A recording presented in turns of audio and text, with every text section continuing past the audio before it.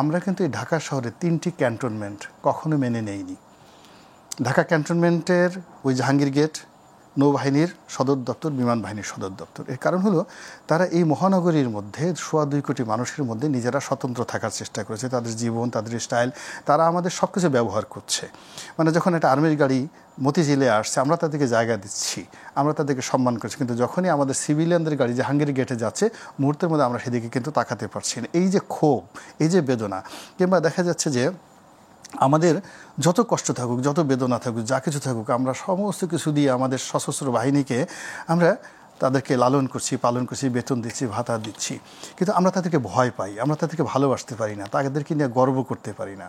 কিন্তু মনের ভয়ে, প্রাণের ভয়ে আমরা তাদেরকে বলি যে ওরা আমাদের দেশপ্রেমিক সেনাবাহিনী। এটিকে তাহলে কোনো কারণে হচ্ছে, কারণ 5ই আগস্টে বাহিনীগুলোর যে জায়গাটা ছিল, সবাই সেটাকে নিয়ে অনেক বেশি আনন্দিত ছিলেন, অনেক বেশি সন্তুষ্ট ছিলেন। সেনাবাহিনী ভাইয়ের গায়ে গুলি চালাননি, সেটা খুবই বিদিত ছিল এবং সবাই প্রশংসনীয় ছিল। হঠাৎ করে এই ধরনের একটা ক্ষোভের জায়গা কি কোনো কারণে তৈরি হচ্ছে? আমি প্রশ্নটা রেখে একটু যেতে চাই, কারণ ক্ষোভের জায়গা তৈরি করার কারণ হিসেবে ব্যবহার করা হচ্ছে কিনা, যেমন রাজনীতির জন্য লাশ চাই সবসময় বলা হয়ে থাকে, তেমন বাহিনীগুলোকে কোনো কারণে বদনামের একটা জায়গায় ফেলা হচ্ছে কিনা। কারণ আমরা দেখছি যে মুখোমুখি নানা কারণে এই জায়গাটা চলে আসছে।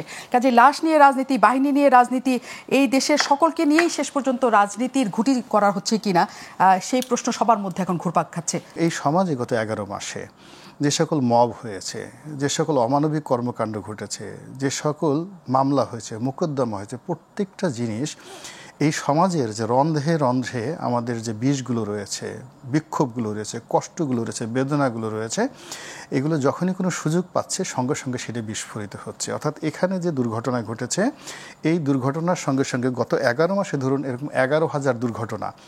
আমরা গ্রাম বাংলায় একটা সাধারণ কথা যে ধরুন কাউকে যদি সাপে কামড় দেয়, তখন করে কি তার শরীরে কখন একটা পিঁপড়া কামড় দিয়েছে, কখন একটা বল্লা কামড় দিয়েছে, ওই সকল বিষগুলো একত্রে এসে সেগুলো বিষক্রিয়া তৈরি করে, কিন্তু সেগুলো লুকায়িত থাকে।